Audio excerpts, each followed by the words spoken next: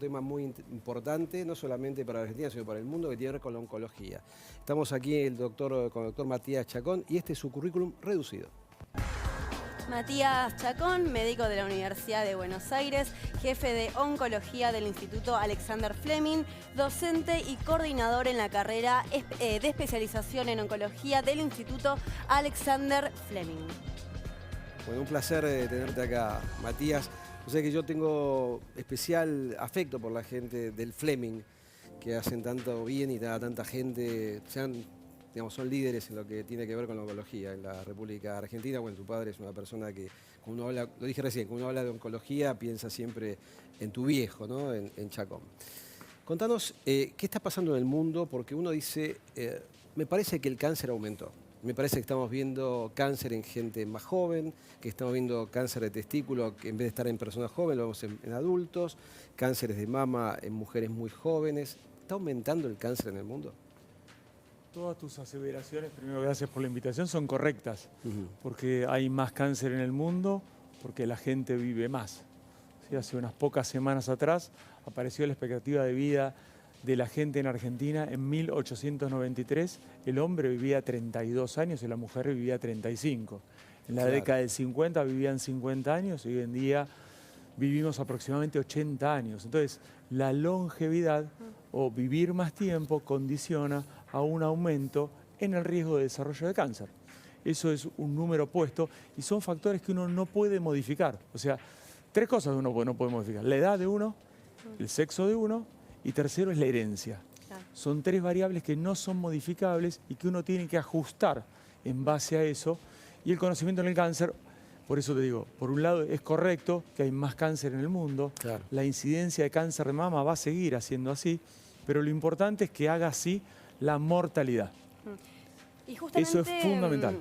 A eso quiero ir. Acabas de mencionar la palabra herencia, que obviamente más allá de los genes familiares que uno puede llegar a tener, independientemente de esto, ¿quiénes son las personas o cuáles son las personas que tienen tal vez mayor predisposición a tener cáncer? Entonces, por frecuencia, sabe que el cáncer de mama es el tumor más frecuente del ser humano. Acá en Argentina se diagnostican 130.000 personas con cáncer por año, de los cuales 24.000 son mujeres con cáncer de mama. Entonces, cáncer de mama es el tumor más frecuente en Argentina. Entonces, la asociación con enfermedades hereditarias y cáncer de mama es habitualmente lo más prevalente. Entre 8 y 10% del cáncer de mama se asocia a otros tumores, porque hay genes que heredaste de tu papá o de tu mamá. En general la gente cree, heredé de mi mamá el riesgo de hacer el cáncer de mama, y no, la herencia viene de los dos sitios. Entonces, el cáncer hereditario existe, 10%, 4 o 5 tips. Uno es tumores muy frecuentes a edades muy tempranas. Una mujer con un cáncer de mama antes de los 50 años, ya uno debería sospechar cáncer hereditario. Un paciente joven con un cáncer de colon antes de los 50 años, uno debería sospechar un cáncer hereditario. Asimismo, cuando hay varios tumores en una persona, hay gente que desarrolla 3, 4 tumores de distintos órganos, uno también debería sospechar cáncer hereditario.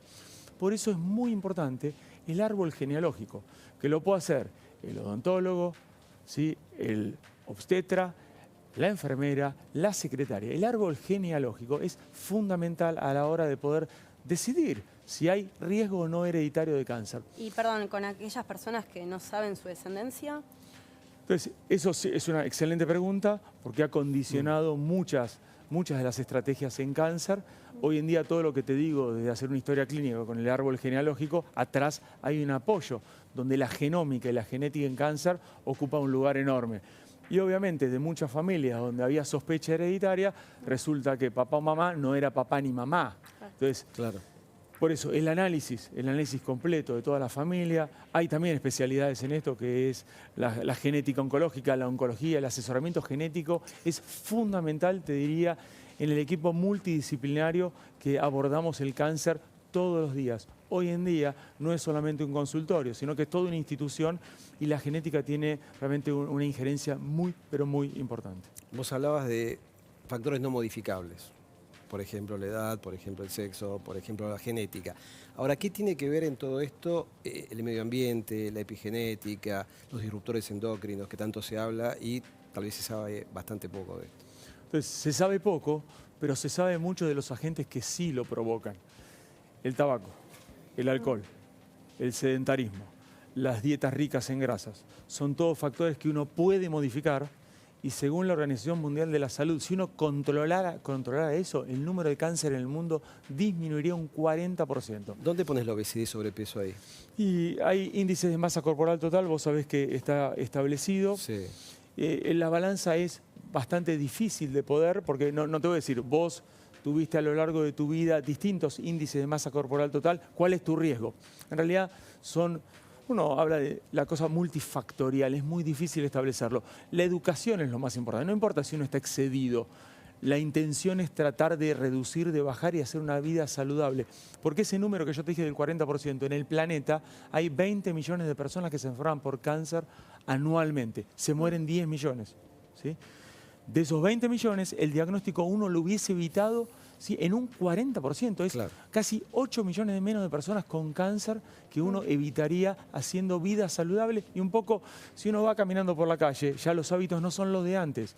Hay más gente caminando, más gente corriendo. ¿Qué es hacer ejercicio? ¿Qué es no hacer ejercicio? ¿Qué es comer saludable? ¿Qué no es comer saludable?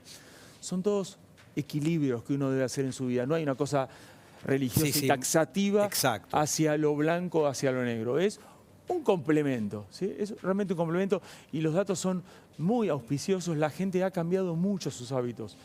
Cáncer de pulmón, cuando te hice la curva de cáncer de mama, cáncer de pulmón hace así a lo largo de las décadas. Viene en bajada, en incidencia y acompaña también disminución de la mortalidad. No por las drogas, no, claramente porque hay una disminución notoria, ¿sí?, en el hábito de tabaquismo. ¿Cuál es la dosis? No lo sabemos, pero el exponerse al tabaco es un fenómeno. Y el otro fenómeno también complejo es el alcohol. El alcohol va a ser el tabaco del futuro.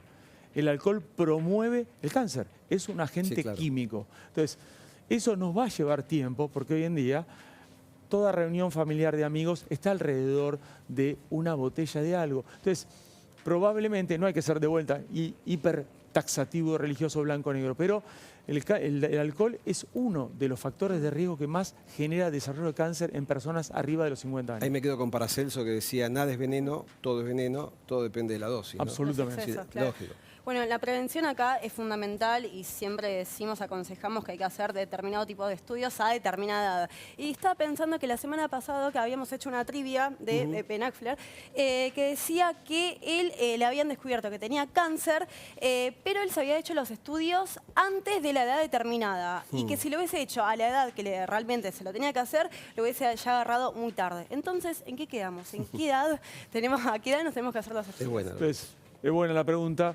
Pero cuando vos hablas de prevención, la gente siempre piensa en estudios. ¿Cuándo me tengo que hacer un estudio? No, la prevención más importante es la prevención primaria, ¿sí?, que es no aumentar el peso, no fumar, no tomar alcohol, vacunarse. No hay enfermos ni enfermedades, ¿sí? Vos podés tener iniciativas y esas son iniciativas de política pública privada. No es el ente público, no, son políticas de Estado. Para tener una población más sana, vos tenés que enfermarte menos. Entonces, la sociedad más inteligente no es la que se cura más, es la que se enferma menos. Claro. Entonces, eso es fundamental a la hora de poder ver los estudios. Después los estudios sí podemos discutir edad de comienzo. No es lo mismo el cáncer de mama en Argentina, en Buenos Aires, que en Misiones. En Misiones hay más cáncer de cuello uterino que cáncer de mama. Entonces, depende y hay que ser muy inteligente a la hora de distribuir los recursos. Me quedo con eso que dijiste al principio, del cáncer de mama, que crece en número, pero que baja en mortalidad. ¿A qué se debe esta baja en mortalidad? La baja de mortalidad está directamente relacionado, primero, al hábito de la gente de controlarse más. El autoexamen te tiene que hacer acordar que tenés que ir al mastólogo, punto. ¿Sí? Porque no hay un estudio que demuestre claramente que el autoexamen promueve detección más temprana. Porque cuando uno se toca un tumor de mama, tiene 2 o 3 centímetros. Entonces, hoy en día los estudios muestran tumores más chicos. Por eso se detectan más casos. Y al sacar tumores más chicos hay un descenso en la mortalidad clarísima, que es lento, pero es seguro y consistente en los últimos 20 años. La comunicación me parece una herramienta fundamental en todo tipo y la palabra es muy poderosa, y más que nada cuando uno tiene que dar noticias. Esto es más que nada como desde lo ético, desde lo humano. ¿Cómo hace uno como profesional para decirle al paciente que tiene cierto tipo de cáncer y que luego no caiga tal vez en una depresión que lo pueda agudizar con la enfermedad que tiene? Sí, el cáncer es una palabra que afecta no solamente al individuo, sino todo al entorno que lo rodea, ¿sí? Y eso no solamente afectivamente, sino también económicamente. Hoy en día es muy difícil realmente enfermarse y es muy difícil dedicarle el tiempo a su tratamiento porque eso es tiempo que uno no tiene y obviamente la vida está difícil. La transmisión de la información obviamente son años que el médico tiene que aprender a transmitir la información de la manera más sensata, más realista. ¿Se le dice toda la información o...? Sí, hoy en día el argentino, yo te diría que 20 años atrás, la verdad diagnóstica no estaba en la boca de todos ni en los oídos de todos los pacientes. Hoy en día te diría que la gran mayoría de los pacientes sabe qué tiene, sabe qué es lo que tiene, dónde lo tiene y qué es lo que se le va a hacer.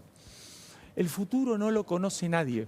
¿Sí? Han aparecido determinados fármacos que cambiaron la historia de la medicina. En el 70 y pico apareció el platino que cambió la historia del cáncer de testículo. En el 90 apareció el trastuzumab que cambió la historia del cáncer de mama. En los 2010 aparece la inmunoterapia que cambia pacientes metastásicos que vivían corto tiempo. Hoy en día podemos hablar de gente curada. Por eso yo no me adelantaría, ¿sí?, en términos pronósticos a tener la bola de cristal, sino que es el ir caminando al lado de la gente, caminando con las enfermedades y no ponerse adelante de entrada. Bien.